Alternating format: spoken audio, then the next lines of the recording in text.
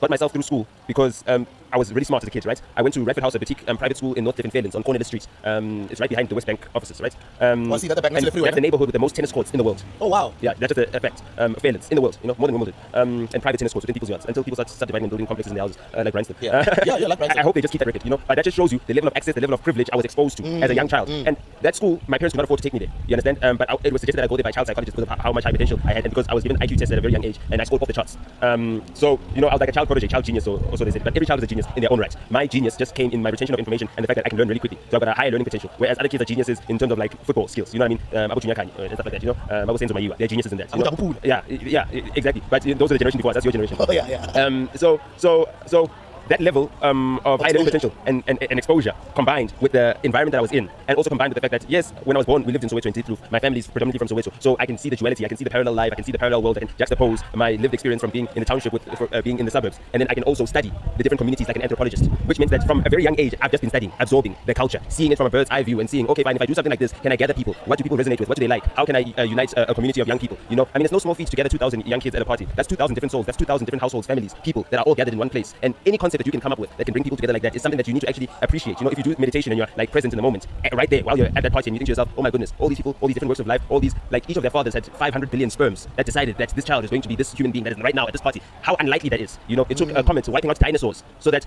mammals could come and occupy the earth. Otherwise the dinosaurs would have eaten us up. We would have never even been human. This interview could not even be happening. Had it not been for that random moment when an asteroid hit the earth and everything else. So the unlikelihood of that event itself as well is something that made me think that, okay fine, as unlikely as all these things are, not many people are observing.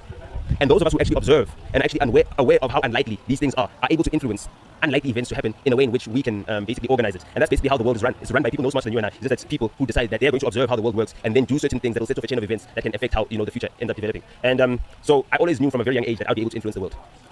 So at 8 years old, I had my very first interview in the Sunday World newspaper, and I talk about this all the time. And in that Sunday World interview, this was in 1999, just before I turned 8, so I think it's 14th of March or something around there, just before I turned 9. And I was telling the interviewer that I'm going to be the next Puff Daddy. And right now I'm watching Kanye West's Genius documentary, and he was, as a kid, thinking he's going to be the next Puff Daddy. You know what I mean? And then in 2005 or something, Kanye West released Graduation with a song called Stronger. And then my little brother at that point in time came to my bedroom and said, oh my God, did you hear Kanye West's new sample? A couple years before that, I was working on samples in the house, and I'd sampled that same Daft Punk song. Are you serious? Yeah. Wow. So basically, that didn't tell me that I'm on the same skill level as Kanye, but it told me that I'm on the same wavelength as Kanye. And at that point in time, I think it was around about 2004 when College Dropouts dropped. Every single day on my way from Rauco back to Globusrand, I had to catch 3 taxis. Catch a taxi from Brixton to Bree, from Bree to Randburg, from Randburg to Bridgetown, and then walk home. I'd listen to College Dropout on repeat the whole entire time. And basically what that told me is that it taught me everything that I didn't learn from listening to Jay-Z's Blueprints, because after B.I.G. died, I was a big fan of Puff Daddy, and I was a big fan of him as a mogul, as a businessman, but he wasn't the rapper that Jay-Z was, so I gravitated towards Jay-Z. But Jay-Z was also from the hood, and he... I like Bantu, not too much. Yeah, so when it was Kanye West, it was me. Yeah, I get you. You understand what I'm saying? I was watching his documentary, and there's some part where he talks about that. Yeah. Because he came with the polo. And that's what he was rapping about. That's what he was rapping about. So he was rapping to us. Yeah, he was like a cool guy. Yeah, we're not gangster, no. It was a positive message. And that's what rap was about from the beginning when I first fell in love with rap. Before the shiny suits and the gangster lifestyle took over. And that's because the corporations, they could sell that without taking responsibility for the culture that it permeated, which is the drug culture, the gun violence culture. Because that culture was not happening in their communities. The CEOs of the record labels are white people. You know what I mean? And that violence does not happen in the Jewish community where they come from.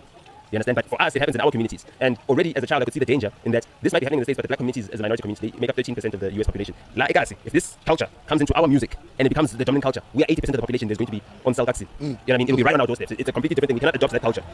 So already from a young age, I already had that thing of like, whatever I do in this SA hip hop, I need to make sure that we don't do it like what the Americans are doing. We do it better than them. And also, I also knew from being conscientized as a young person about what happened to America and how it became what it was, right? That we have a much richer history and a much richer culture. So there's no way we can be taught by them what culture is. They were removed from their homeland through slavery, through violence.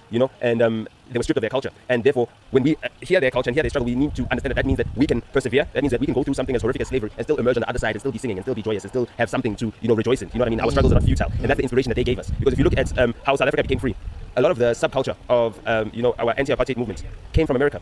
People always credit, Nelson Mandela freed us. No, Miriam Makeba freed us.